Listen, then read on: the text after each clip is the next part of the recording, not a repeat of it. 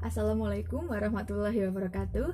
Perkenalkan, nama saya Rohma Azizatinisa, nomor absen 30, kelas 12 MIPA 6, SMA N2 Kota Mojokerto. Di sini saya akan melakukan ujian praktik kimia tentang pembuatan es puter. Nah, tujuannya untuk mengetahui sifat koligatif larutan, terutama penurunan titik beku larutan. Berikut alat dan bahannya. Alat dan bahan. Yang pertama, susu kental manis. Yang kedua, 2 saset Denko. Yang ketiga, garam grosok. Yang keempat, kaleng. Yang kelima, air hangat secukupnya. Yang keenam, air biasa secukupnya. 7 gelas. Yang kedelapan, pisau dan gunting. Yang kesembilan, es batu. Dan yang terakhir yaitu baskom. Berikut langkah kerjanya. Pertama-tama siapkan gelas, kemudian larutkan susu Denko ke dalam gelas tersebut.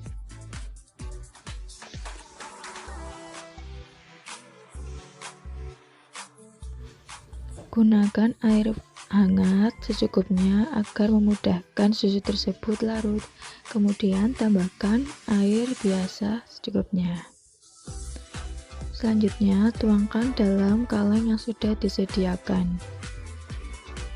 Selanjutnya, larutkan susu kental manis juga dengan step yang seperti tadi.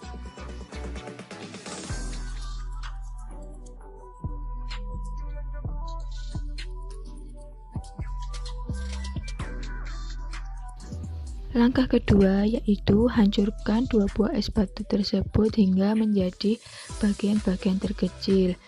Hati-hati saat menggunakan pisau karena sangat berbahaya. Setelah es batu sudah dihancurkan, letakkan kaleng di tengah baskom, kemudian beri es batu di pinggirannya. Selanjutnya beri garam sedikit, kemudian es batu lagi, kemudian garam lagi. Kemudian lakukan memutar kaleng selama 15 menit. Dalam video tersebut saya ambil setelah 15 menit kemudian.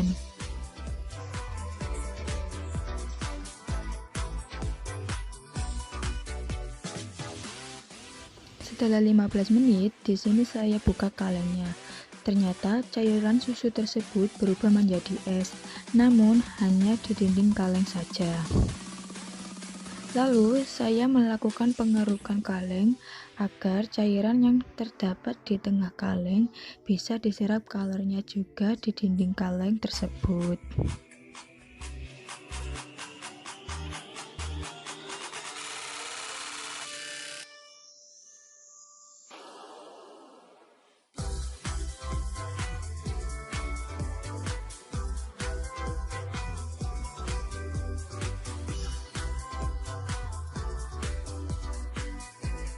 Setelah saya keruk, ternyata es tersebut sudah jadi. Di bagian lainnya masih mencair. Kemudian di sini saya melakukan memutar lagi di atas es yang sudah diberi garam selama 15 menit. 15 menit kemudian saya buka lagi dan ternyata es tersebut sudah menjadi beku.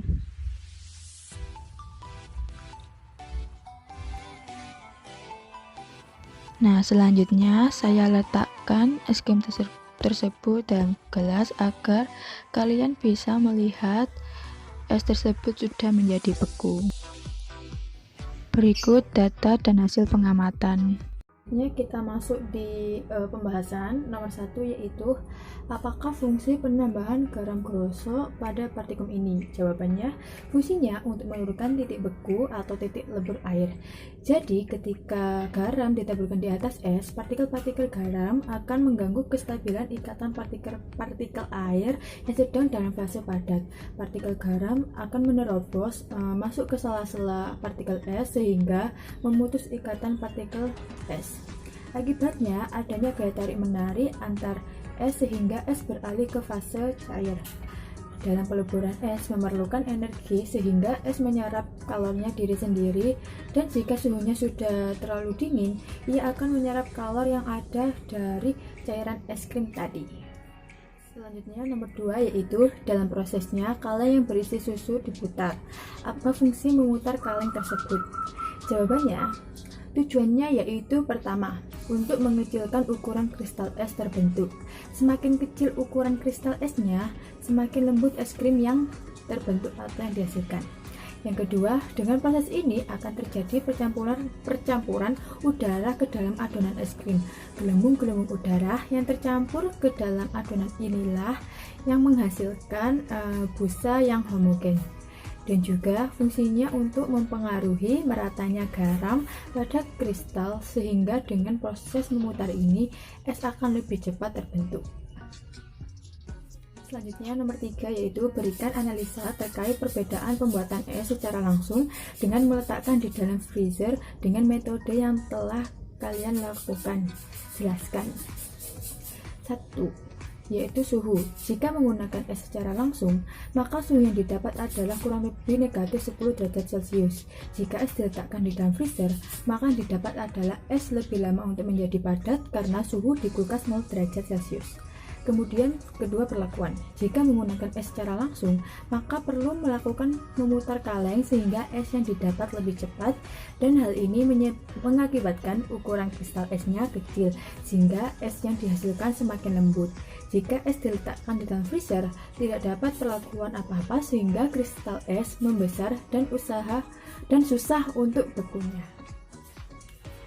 Oke, kita sudah di ujung video. Itu tadi adalah video beserta data hasil pengamatan dan pembahasannya. Kesimpulannya yaitu, jadi pembuatan es puter termasuk bentuk aplikasi dari sifat koligatif. Pembuatan es puter ini memanfaatkan penurunan titik beku atau lebur pada es batu dengan cara menaburkan garam. Hal ini bertujuan untuk memutuskan ikatan partikel-partikel es batu. Kemudian, pada saat prosesnya, kaleng harus diputar agar garam pada es merata sehingga cepat terbentuknya kristal es. Demikian video saya praktik kimia ini. Terima kasih. Wassalamualaikum warahmatullahi wabarakatuh.